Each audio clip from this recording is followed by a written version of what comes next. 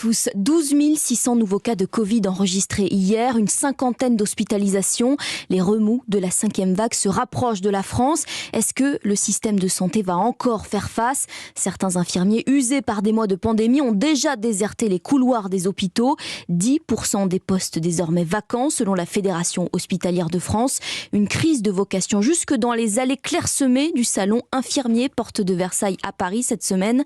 Le reportage de Nina Droff. Suspendu au plafond des pancartes colorées pour des recrutements, pour des outils de santé dernier cri ou encore pour un tout nouveau modèle de blouse. Toutes ces images censées attirer les participants du salon ne fonctionnent plus. Chez les infirmiers, c'est l'épuisement qui domine.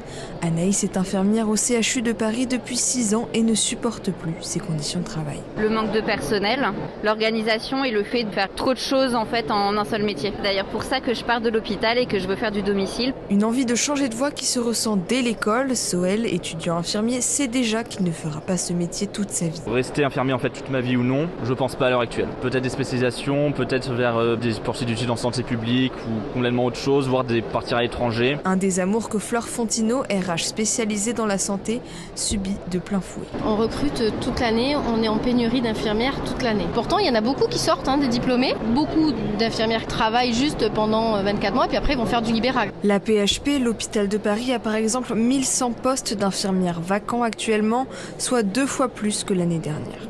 Nina Droff.